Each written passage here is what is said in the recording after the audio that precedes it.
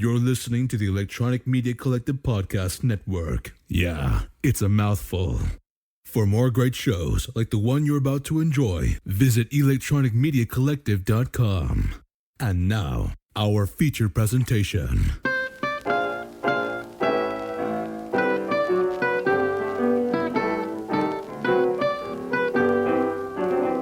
Hello, welcome to the Middle Age Movies Podcast. Three guys saying, even a man who is pure of heart and says his prayers by night may become a wolf when the wolfbane blooms and the autumn moon is bright. My name is Tim, and my podcasting partners are Matt, Joey. Joining us tonight, fresh from his full moon countryside walkabout, and might I say, what big eyes you have, from the Cybernetic Shark and MCU's Bleeding Edge YouTube channels, it's Cyber. Say hello, Cyber. Hello, salutations, folks. How we doing? Great to be here. All right, Joey, why don't you tell us what we're seeing in the crystal ball tonight?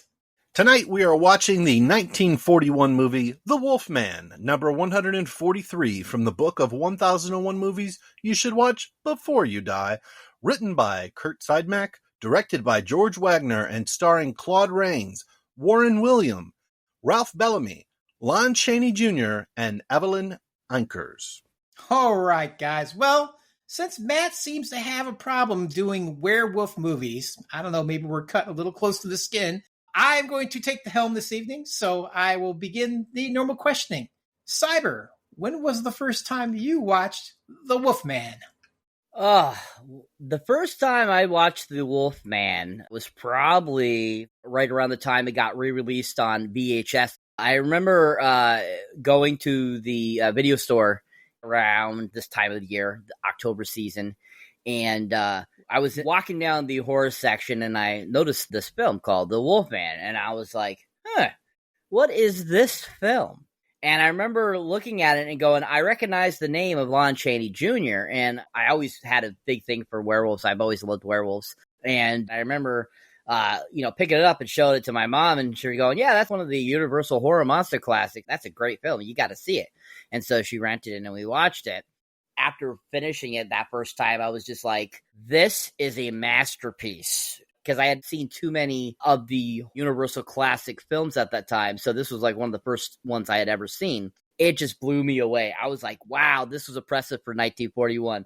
The graphics, the look, everything about it was just so fun. I think it was a really great first experience. Even after 30 years later, rewatching it, it still holds up and is just still such an amazing film. Oh, that's a really great trip down memory lane. So, Matthew, since you apparently aren't breaking out in hair and fang tonight, why don't you tell us when you first watched The Wolfman? All right, so this is going to be a hot take for all of our listeners down under. I have never actually watched The Wolfman all the way through. I've only seen like little snippets of the classic sequence where he's running up to the tree limbs and stuff. But I think my biggest first watch for a Wolfman-esque movie was Abbott and Costello Meet Frankenstein. That was the first time I was introduced to the Larry Talbot Wolfman. So I'm actually going into this with some fresh perspective because I've never actually watched this movie all the way through. So I'm kind of excited to talk to you guys about it. Excellent. Joey, how about you? When was the first time you watched it? I imagine I saw it on television, but I literally can't remember when. I was probably a kid, and it was probably Halloween time, and they were probably showing clips of it on some other special about horror movies that I was watching. I don't recall watching it from beginning to end until like the 21st century, I think, when it came out on DVD. Much more recently, I've watched parts of it when it's aired on Svengoolie, which is, it seems like every year. I could not tell you exactly when I watched this for the first time. I don't know. Okay.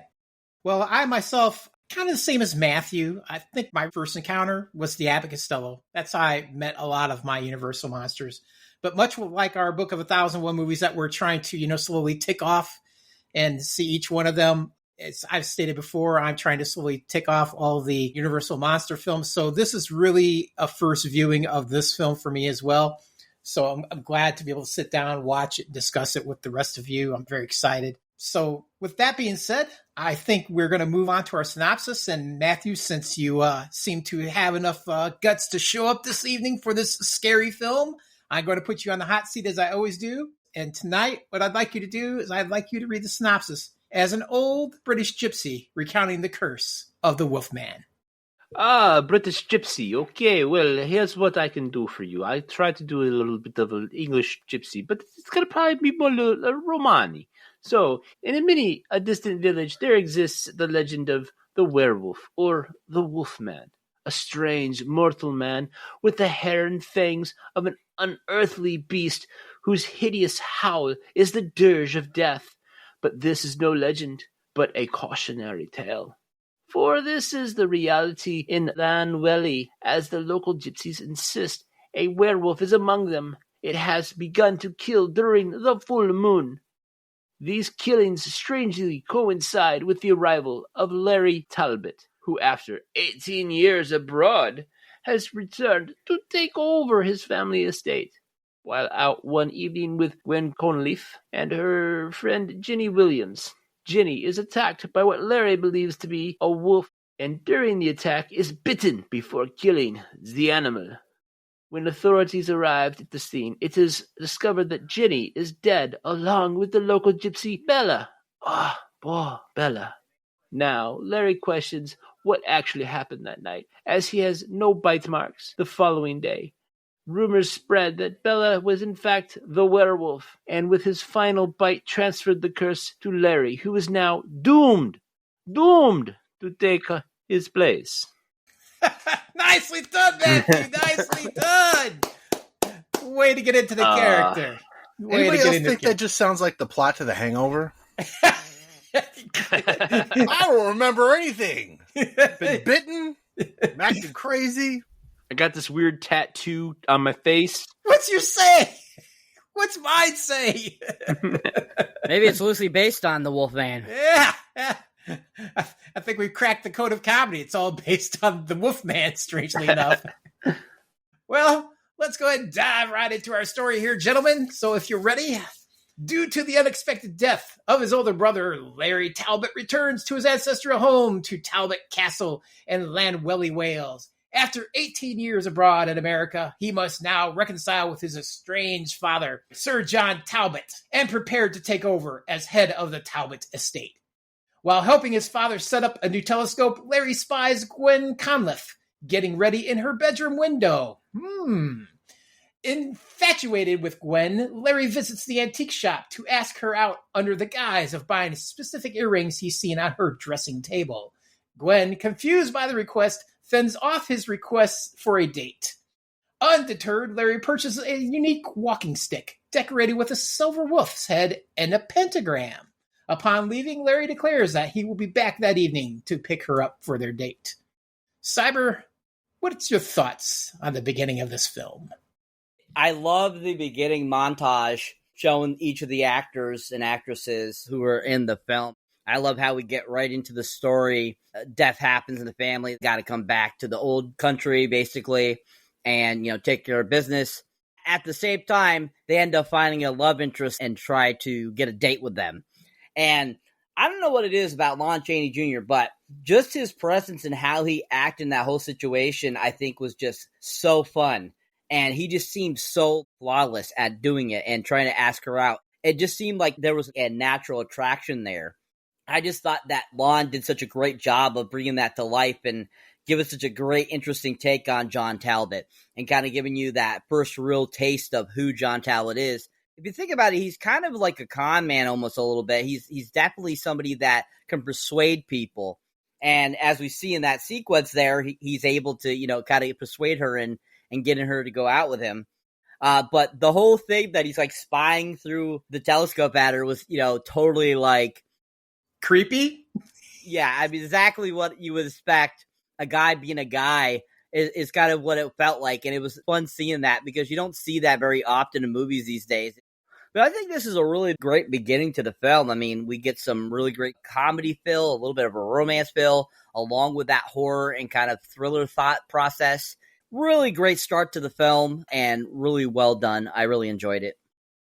I think I have to counter you a little bit, though. I think we still get to see a bit of voyeurism even in today's films. The film that comes to mind is the one we just recently did a review on, which was Back to the Future. We got a little George McFly action there, where he's peeping through the window. So it still happens, but I don't think quite to the degree that we're getting here. I mean, that was a telescope for astronomy, not a pair of binoculars. Yeah, for sure. And I think he cranks the creepiness up to about 1,000. If she would have yawned, he could have examined the fillings in her molars. And her acceptance of it, she just seemed to accept it far too well, I thought. But Matt, what did you think? Man, I totally agree with you. He was totally throwing out George McFly creeper vibes. I mean, I literally was going to bring up George McFly. You cut me off, man. Way to head me off at the Borgo Pass. Great minds, Matthew. Great minds.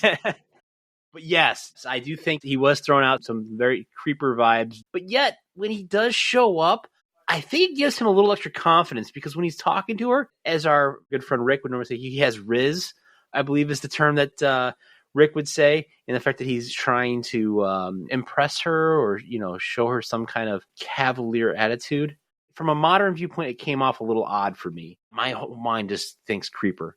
The other thing that I wanted to bring up, Claude Rains. So Claude Rains, he's got charisma. I got to say, he did a great job in this movie. You get the feeling that he knows how to play an elder statesman kind of father. But looking at him compared to Larry Talbot, I felt as though they looked very close in age, almost like Harrison Ford and Sean Connery were close in age in real life when they filmed The Last Crusade.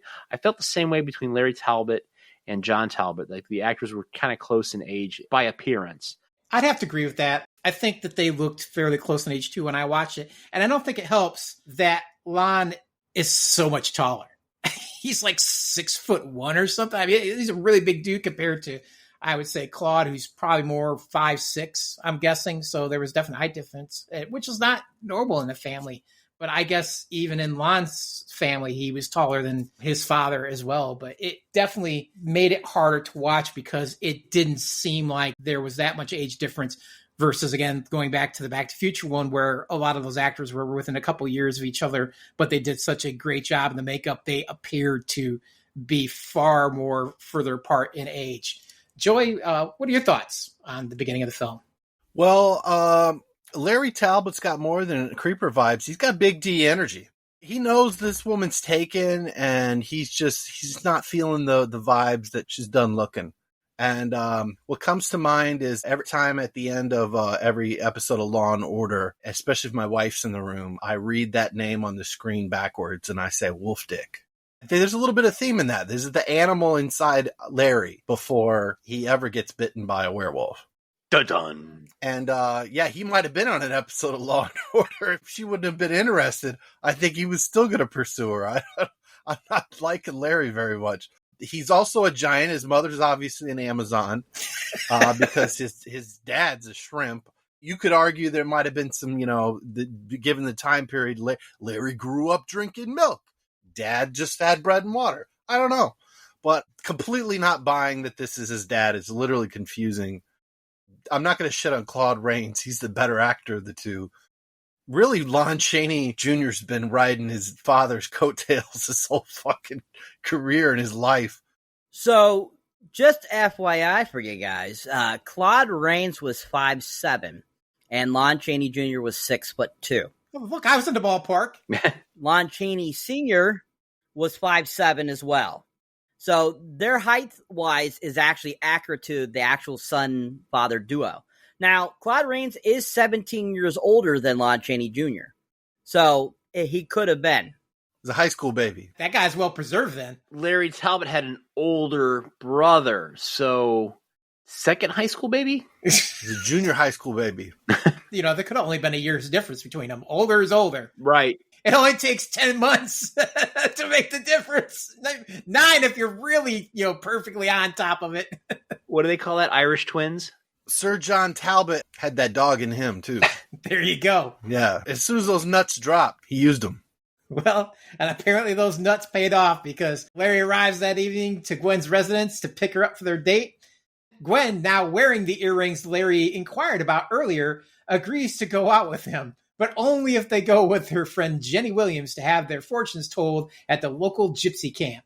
Larry and Gwen go for a walk around the camp as Jenny has her fortune told by the Romanian fortune teller Bela first. As he examines her hand, he sees a pentagram and frantically sends her away. Jenny, frightened, flees into the night and is soon heard screaming in the forest. Larry rushes to her aid and finds a wolf attacking her next to a tree. Larry struggles with the wolf and is bitten in the chest before overtaking the creature and beating it to death with his new walking stick before staggering away. Gwen finds Larry collapsed in the forest and convinces Melva, a local gypsy, passing by to assist her and bringing Larry back to the Talbot Castle. Matt, what are your thoughts about this epic battle between man and wolf? Yeah, the epic raging battle that took place between Puppet Dog and Claude Rains. I gotta say, it was a cool effect. He was able to defeat the wolf with the silver cane with the pentagram on it. It shows that the establishment of silver in the death of a werewolf. It's on a studio set, so you have the classic man-made trees and stuff. So it was kind of a neat effect for the 1940s. I thought it was entertaining. I wasn't expecting like this huge brawl that you would see between like the MCU with the Hulk and Captain America. I thought you were going to go with Cyber versus Andreas versus versus Jeff when you brought up the MCU. Oh, and I think Cyber could totally take them both. Cyber, got any thoughts on that? Or, this segment of the movie? Oh, thank you, sir. Anywho, this is a really fantastic part. I love this part so much because we get the all great action sequence with the puppet dog. And as kind of it's been mentioned a little bit, it definitely looks like a puppet dog. But at the same time, I think for 1941, it looked pretty decent, especially with the production value that they had for this film. For its time, it had a pretty decent production value. So I think that, majority of the sets and everything that were on this film were actually done pretty well. Compared to other Universal Monster films, some of them were a lot cheaper because they didn't have the money to do it. Because at the time when they were being filmed, Great Depression was setting in. So I feel that definitely the set pieces on this, especially that cane was really cool looking. I love the silver dog head look. And, that fight with the wolf and Lon Chaney Jr. is just epic. Lon Chaney did a great job of making it look as realistic as possible. And even though you knew that he was taking out the werewolf, you didn't have to fully see it to understand that. And I thought that was really great directing. But that whole set there is really done well. We get Bela for the first time. We get to see him, which is really awesome. He plays that gypsy character so well. Bela Lugosi always played his characters well. I mean, even though all of them kind of had very much a lot of similarities, he still was always just so fantastic and fun to watch because he tried to be a perfectionist, but he didn't really do that. He was pretty clumsy a lot of the time, and it came off so fun and just fun acting, hence why he was so perfect for the Ed Wood films. He just was that great of an actor, I thought.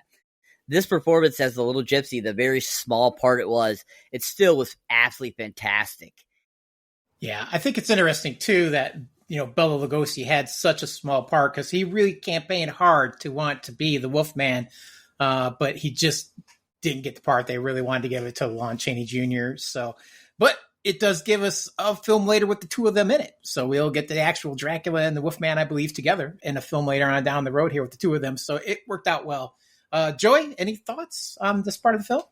I thought the fake wolf looked pretty good. I think what everybody's going to be asking themselves later is why doesn't Lon Chaney Jr. transform into a actual wolf-like wolf? Why is he bipedal and the other guy was a wolf? I don't think it looked as fake as, say, the raccoon attacking Will Ferrell and Elf. They just walk right up to the edge of being comical. Maybe it looks worse in 4K. I didn't get to watch this one in high definition, so I don't know how bad it really looked. There's no behind-the-scenes pictures of the wolf prop. I thought it was pretty decent, but it certainly doesn't lead to consistency. And I think to answer your question, I think the common theory with this one is that when you first get bitten, you don't fully transform into a werewolf. You become a wolf man first, and the longer you carry the curse, the more you transfer from being a wolf man into a werewolf proper, which turns you into a full-fledged wolf at that point. That's at least the common theme I get from the debates that go on about that. Where are these debates? On Reddit? they're just all over the place on the internet, man. Just go start digging. Go start looking for this stuff because people talk about this movie, and that's one of the big things. I've seen several different ones. I mean, Reddit, wherever else, we just type in why was one, a Wolfman, the other one was a bipedal, and you're going to find it. It'll be out there. I mean, and I shouldn't say it's great to base. It's just threads with 10, 15 people talking about it, and then that thread ends, and you'll find it somewhere else, and a bunch of people bringing up the same question over and over. But it's still being asked. It's still being talked about. Probably not as much as more modern films, of course, because these are much older and a lot of people, unfortunately just don't give a shit. But the ones that do, they're still out there discussing it. And they're discussing the history of these movies. They're discussing what is the rules of the werewolf and where did some of these rules stem from, even though, werewolves have been in lore for hundreds of years. It has changed, and these Universal films did their part on starting to establish a lot of the common things that we know, like a werewolf can only die of silver, things like that. So that's why they have silver cane in this is the only weapon that they have that can kill the werewolf, even though there's a mention several times of silver bullets. Nobody really has one. And they almost say it out of the corner of their mouth, like, oh, these bullets aren't going to do any good. We'd have to have a silver bullet, because they think it's all just a bunch of BS. So it's interesting in how they start to establish this realm, and then other movies will pick it up later and they'll more solidify it down the line, not only with the Wolfman, but with Dracula and other characters.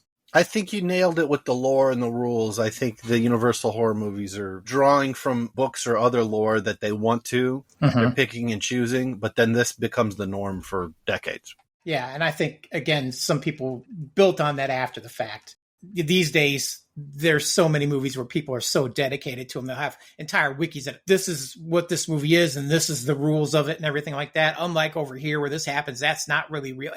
There begins those arguments on what's real and what's not and what can kill these monsters and what affects them and so on and so forth. But it's just interesting how the fandom really will lock into one particular movie and that becomes the gospel of how these things work, while another one will lock into another one, and then it just starts all these fun conversations as to what's really the lore and what's not, and add into role-playing games, Dungeons, Dragons, things like that. Now you're adding in a whole nother level on top of that on the rules of how these creatures interact in the human realm. I always follow the guidelines of that famous 1980s Goonies-esque movie Monster Squad.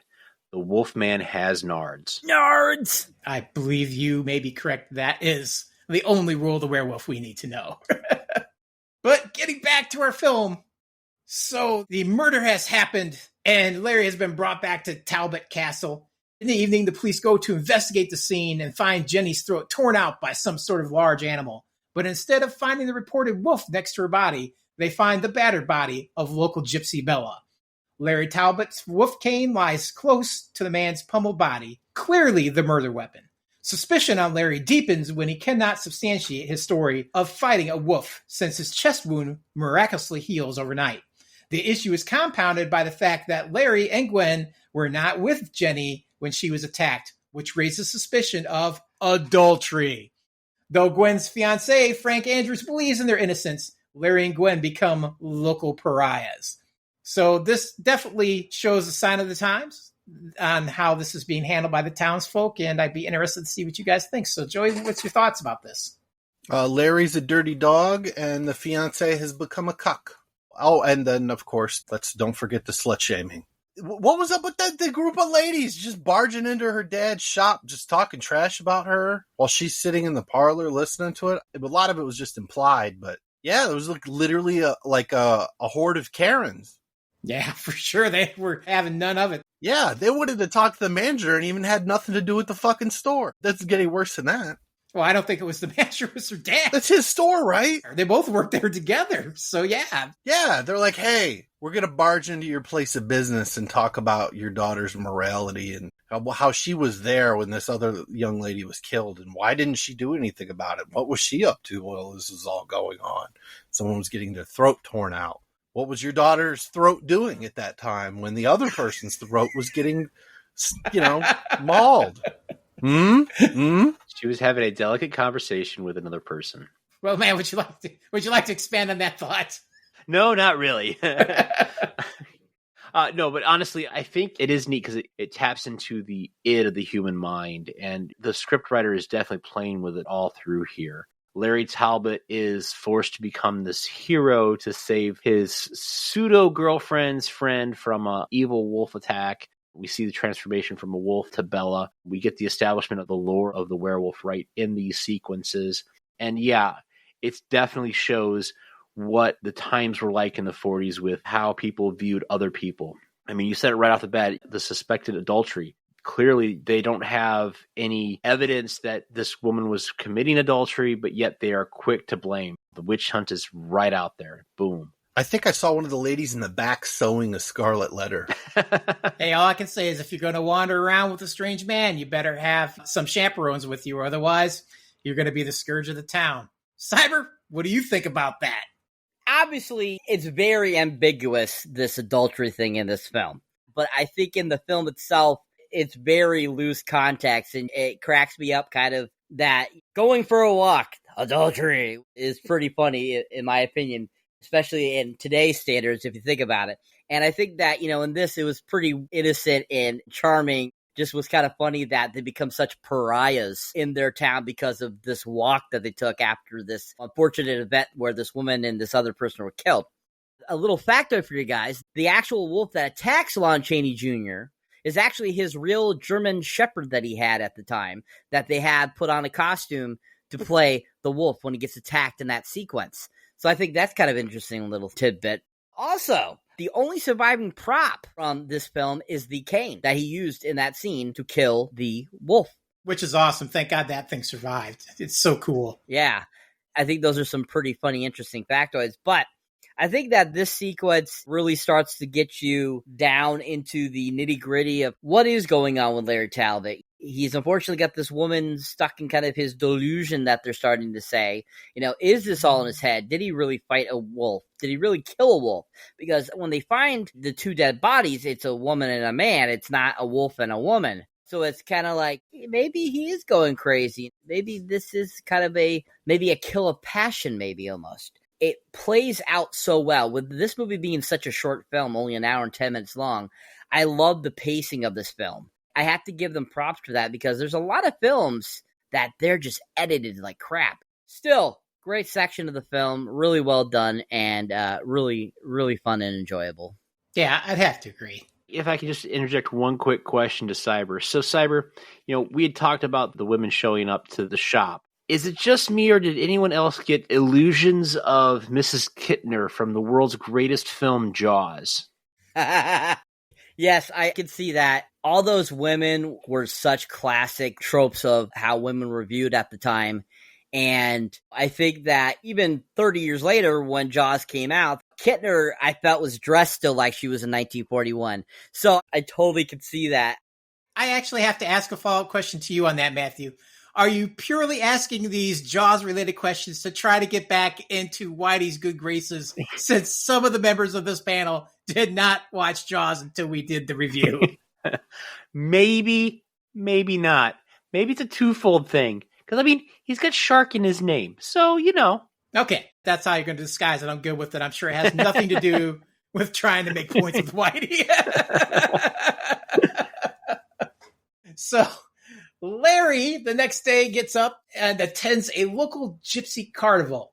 Bela's mother, Malova, reveals to Larry that the wolf which bit him was Bela in the form of a werewolf. She informs Larry that he, too, now carries the curse and will become a werewolf due to the bite he sustained during the fight. She informs him that silver is the only thing that can kill a werewolf and presents him with a silver pentagram charm to prevent his transformation. Uncertain whether to believe her, he instead gives the charm to Gwen to protect her. That night, as the moon rises, Larry begins to sense his transformation into a humanoid wolf hybrid. Once the transformation is complete, he prowls the village until he finds the local gravedigger in the cemetery, finishing Jenny Williams' grave, and attacks him.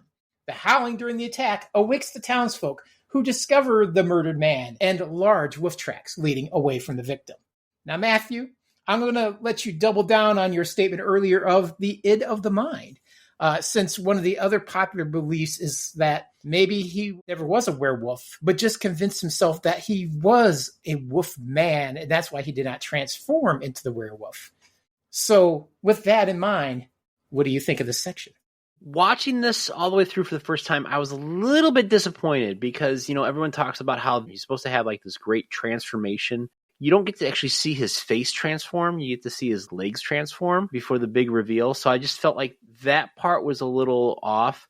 But yes, I do get the whole idea that maybe he's not really transforming into a full-fledged wolf because, again, it's his id. It's the stuff that we pat down to maintain ourselves in society. And it is rather interesting that we're starting to see this character come out of him where he's ripping up citizens and basically doing everything that we tell ourselves not to do, to be part of society.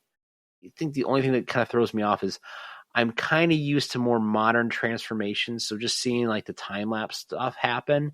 And then he has these like weird boots that he's wearing in lieu of his feet. It looked weird. He's got Hobbit shoes on? Yes, Hobbit shoes. Right. I do agree. It's no American Werewolf in London. I mean, when we covered that film in our podcast, we couldn't stop talking about how cool that transformation was. But I think for its time, the transformation, although this first time around we only see the feet, I still think it's really well done. I think it was pretty cutting edge, or bleeding edge, if you will, for its time. What do you think, Cyber? Well, I don't know about bleeding edge, but okay. Anyways, I think that this sequence being the first full transformation we see of the Wolfman, I have to agree with Matt. How they just went to the legs and showed it transforming was kind of hilarious. Like, it didn't show his head, it just showed his legs. And I was kind of like, I wonder if it was too expensive to show it time-lapsing his face at the time. And that's why they went with the legs, because it was less to do. Because, I mean, they had a really great special effects makeup guy that did the makeup for this film. And I think that, for its time, it was really well done. I mean, the look, the stance where his foots are up like he's like walking on his toes. I think he looks so cool. And this one actually looks pretty decent for being over 80 years old. I think it was kind of funny, too, that he turns into the Wolfman, and yet throughout the whole entire film, we never once see a single shot of the full moon, which is a trope in majority of werewolf films after this film came out. A full moon is what causes a person to turn into the werewolf. But I think that at the same time, this first kill is kind of like your authentic off-kill kind of sequence, kind of like with, Jenny before. We hear her screaming, but we don't really see her get killed. We just know that she gets her throat ripped out. I think if we actually had seen a kill in this film, I think it would have made the film even more interesting and more fun. But still, I think that the mystery is amazing, and it moves it along very well, and it's a great segue into what's to come next. I have to agree with you as far as why they probably didn't shoot the face, because it took so long to get that makeup on him. It was like 6 hours to turn him into the Wolfman. Between the shots that they did to do the transformation for the legs to the transformation to the face, I think they tripled the amount of time that they had to do that. So they basically had to take that 6 hours. And I believe it took them the better part of 17 or 19 hours to shoot that whole sequence of him slowly transferring into the Wolfman. So you had it spot on with that. Joey, what are your thoughts about the transformation in the scene as a whole? Weak sauce. We don't see it until one of the sequels. There's no Wolfman sequels where it's just Wolfman 2 or The Return of the Wolfman. They're all paired with somebody else. You're in House of Dracula or Wolfman meets Frankenstein, Abbott Costello. Then I think maybe more than once we get the facial transformation that people remember. And I think a lot of people, when they go back and watch this or they watch it for the first time, they don't realize, oh, they don't show that in this one. Did I miss it? So yeah, it sucks. It's just feet. Well, no, we get the face in reverse. Yeah, we do at the end. You get the face in reverse. It's not as good as we see in the later films. But I'm not a foot guy, contrary to popular belief. Right. Especially hairy, gross feet like that. Well, we know how you feel about hobbits, so you don't have to go there. We've all heard about your hobbit hating. But I still think it was pretty cutting edge. And I mean, if you think about it, the Wolfman's one of the few characters. There's no real lore before we start to see the Universal monsters for a Wolfman. There's werewolves. So this is the first time we're going to encounter this, I think. And I still thought it was pretty well done, and I liked it, and I can understand why they probably didn't do it a lot. Regardless, Larry awakes the next day, not remembering the events from the night before. He discovers his bedroom window fully open, large muddy paw prints scattered throughout the room, and upon his chest, the mark of the pentagram. Larry, now convinced that he is a werewolf, seeks counsel from the visiting Dr. Lloyd, who dismisses the notion that a man can physically be a werewolf. Upon his assurance, Larry leaves, allowing Dr. Lloyd to confide to Sir John that Larry has received a shock and has caused a definite psychic maladjustment. Or in his words, your son is a sick man. Due to the sickness, he suggests that Sir Lloyd send Larry away to allow him to heal from this ordeal. Sir Lloyd dismisses this as nonsense and states that the best thing for Larry to do is to stay at the Castle Talbot to recover. Meanwhile, the local authorities set traps in the forest and set out hunting parties to capture the creature that is terrorizing the village. Cyber, how do you feel about Larry's acceptance of being the Wolfman? I mean, basically, them trying to make him seem like he's losing his mind is very common for that time frame. You know, the early 1900s, late 1800s, they try to play it off as there's something mentally wrong with them. They're imagining this. It's all in their head. That boy ain't right. Yeah, that boy ain't right. So I think that Larry's trying to tell him, hey, no, things are happening that are weird, man. You're not understanding this. And, you know, they're just like, blah, blah. It's all in your head. And Larry learning stuff and talking to different people. He's realizing that these things are coming true. And he's like worried as hell. Them saying that he's crazy is not helping him out.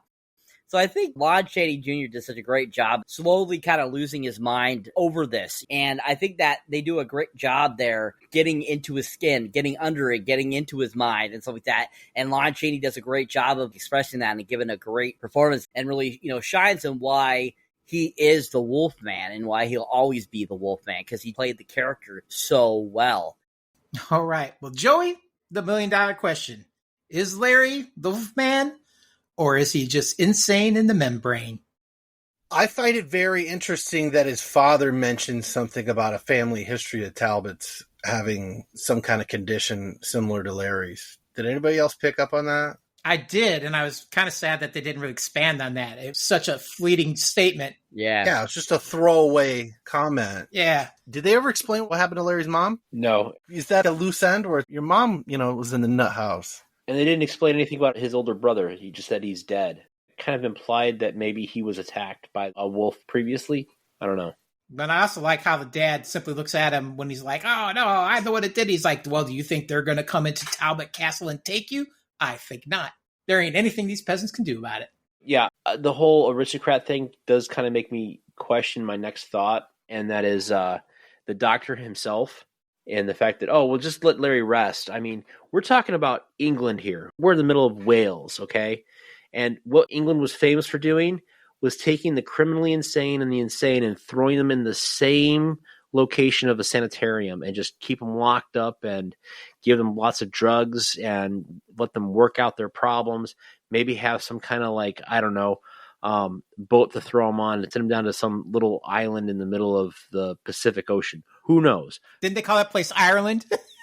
No, I was on the Pacific Island. Pacific. It's. I'm talking about the other island, the big island. Okay. Maybe they found the leprechaun. Oh, funny. But no, their answer was always throw him in a sanitarium, and I just found it funny that this doctor's like, no, just let him stay here, let him get plenty of rest. I don't know. It made it a little difficult for me to swallow that this guy really cares about Larry Talbot and the fact that maybe he just got paid off by Talbot's dad saying, you know what, no one's letting my son leave. I mean, case in point, in a future scene where you find that John Talbot literally keeps his kid wrapped up in his room. My son is an aristocrat. And if you're implying that he may have murdered a man, he just needs to sleep it off. Exactly. Good day. Well, I think we even get a little bit of that back at the church when they're talking smack about Larry a little bit. They're like, oh, you shouldn't be saying such things. And there they are. So you best be quiet. Not only is he taking Talbot Castle, but the town is his. These are your people. Walk amongst them. Get to know them. They run the town. It's their town. These people are allowed to live among them. But in the end, everybody answers to the Talbots. I think that's the takeaway from this for the most part. Talbot Justice. They are the Burger Master Meisterburgers. Yes, there was no Burger Master. If only Burger King had been in play at this point, they might have had somebody that could solve this crime. But regardless, the following night, Larry turns into a werewolf again and is caught in one of the traps. Maleva uses a spell to temporarily change him back to a human form, allowing him to free himself before a hunting party finds him. Now convinced he is a werewolf, a distraught Larry decides to leave town. He goes to Gwen's home to let her know that he is leaving. When he sees a pentagram on her palm, he runs away in haste to protect her. He arrives at Castle Talbot and informs his father that he is a werewolf. He then proceeds to confess to the killings of Bela and the villager, but his father believes he is delusional. He ties Larry to a chair to prove to him that he is not a werewolf and leaves to join the hunt. When the moon rises, Larry transforms again, breaking free of his restraints, and begins to stalk Gwen. He discovers her in the woods and proceeds to attack her. Sir John comes upon the scene and, not recognizing the werewolf as his son, fights and bludgeons him over the head with Larry's silver-headed cane. The blows kill the werewolf, and he slumps to the ground. Maleva arrives and again chants the reversal spell. Sir John watches in horror as the dead werewolf transforms into Larry's human corpse. The rest of the hunting party arrives, finding Larry dead on the ground, and determines he lost his life defending Gwen. All right, Matthew, what do you think about this end sequence? It was neat. I mean, the reverse transformation was kind of cool to see at the end of the movie there. We get to actually see his face going back to Larry Talbot. I thought that was kind of cool. I thought the ending was kind of rushed. And maybe that's because, back in that time, movies were only like an hour and 10, an hour and 5 minutes long, as we've seen from Frankenstein and even our 75th episode of Duck Soup. They were much shorter movies, and it felt kind of like they were trying to rush to the ending. But it was neat to see the full Wolfman walking around in the woods. All right. Well, Joey, what are your thoughts about the ending of the movie? My son thinks he's transforming, and so I'm gonna just tie him to a chair. And I blame the gypsies and their gypsy space lasers. Pew, pew, pew, pew, pew. I thought he was going to start that saying he's either Decepticon or an Autobot when he's talking about the transforming. I'm gonna get my son a litter box. I think he really did think his son was crazy until he saw it for himself and doesn't want to sully his own name. And he's saying his son was a hero.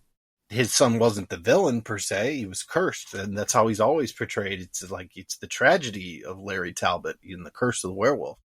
But as we find out, Larry's not dead, and it's like poorly explained in sequels.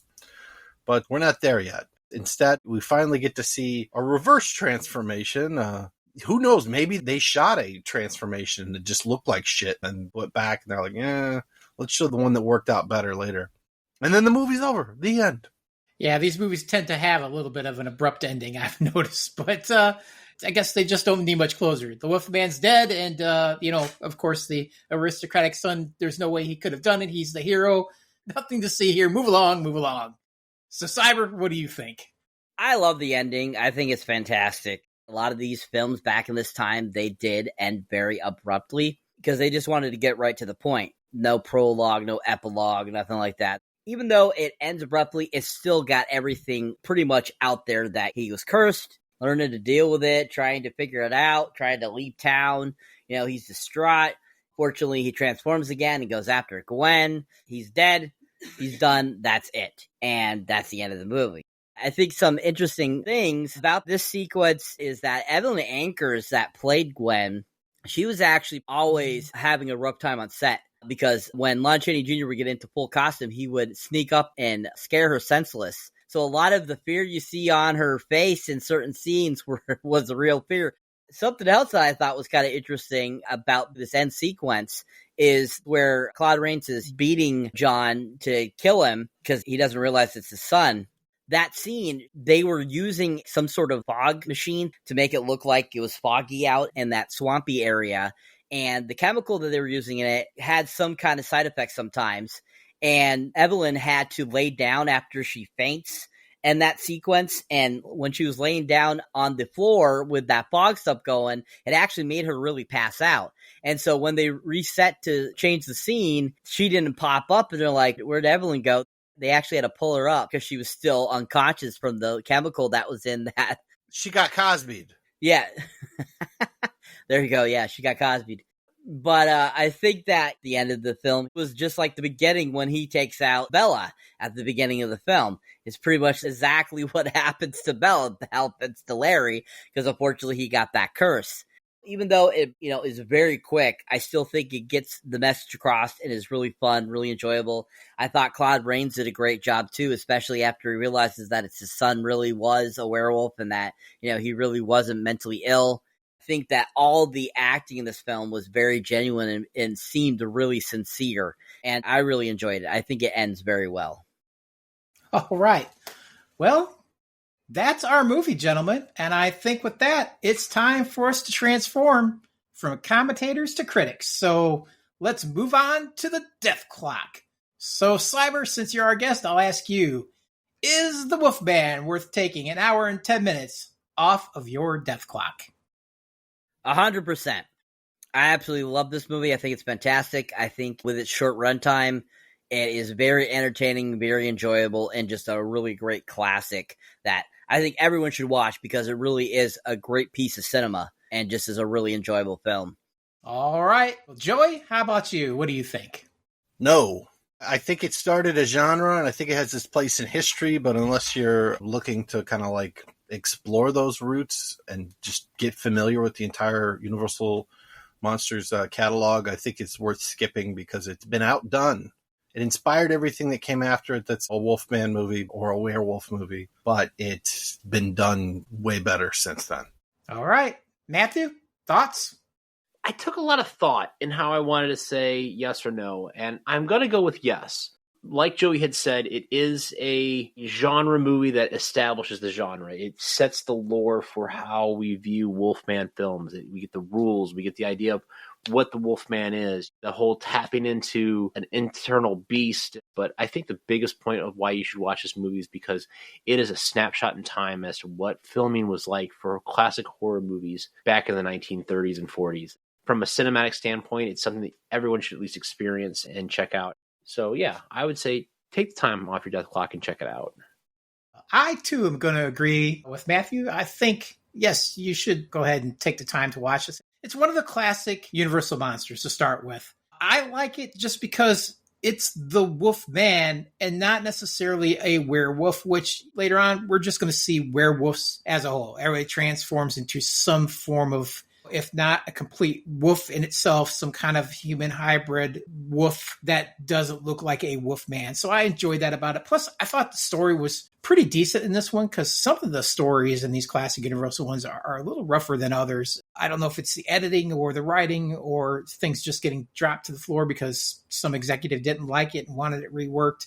But this one, I thought the story was pretty decent. So it's definitely worth watching, I think. And with that, I think, Matthew, let's talk about a little feedback here. They've got to hear what we thought about it. Now, where can people give us feedback about the podcast itself? Yes, we would love to hear from you, so please leave us some feedback. You can email our show at manreviewpodcast@gmail.com and have your email read right here on the show, or you can leave a comment on YouTube or Spotify, and we'll read it here too. We'll even comment right there on Spotify or YouTube as well. All right. Well, gentlemen, we're not quite done. Now that we've reviewed the movie and we've talked about whether we think it's worth your death clock, we have one more thing we need to answer. Normally, we would ask you, what have you been watching? But we're going to skip that since we're in our Halloween section. And tonight, I would like to know, what is your favorite interpretation of a werewolf or Wolfman movie? Cyber, again, we'll start with you as the guest.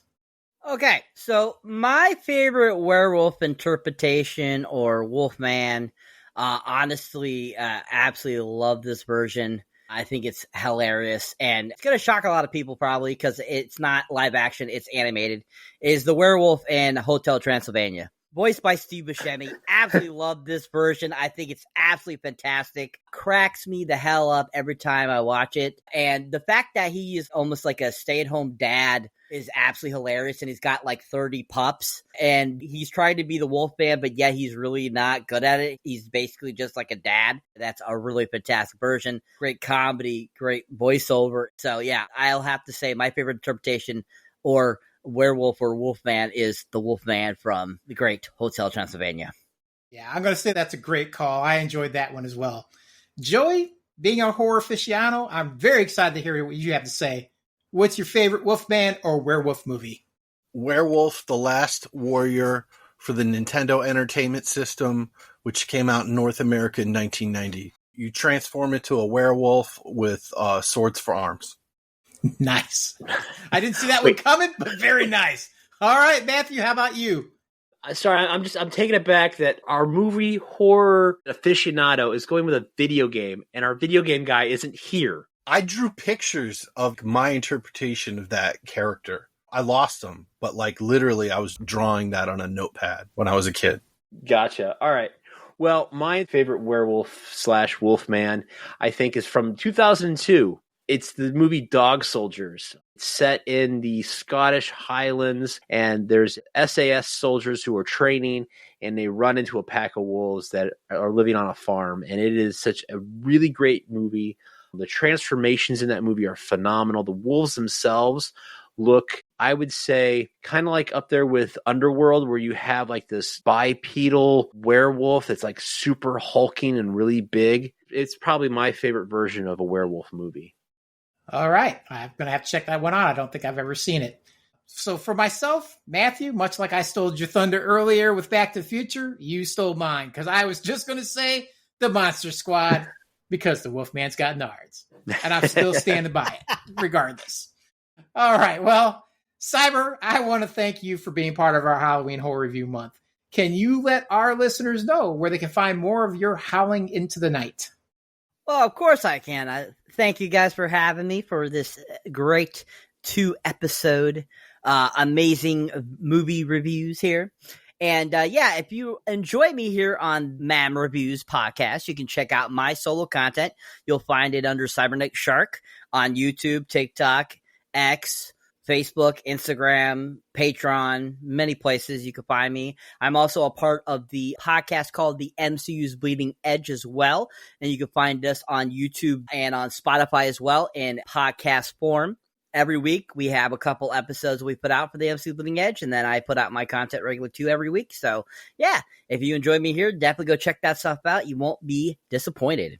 Well, again, everybody go check out Cyber. He's definitely very knowledgeable about movies. We don't call him the Cyberpedia for no reason at all. So definitely go check out his stuff. You'll always learn something new. And as for us, I just want to thank you for listening to the Middle Age Movies Podcast. We hope you've enjoyed our review of The Wolfman. I know we loved barking at the moon while bringing it to you. If you liked what you heard, please smash the like button, subscribe, or leave a comment, and share with your friends.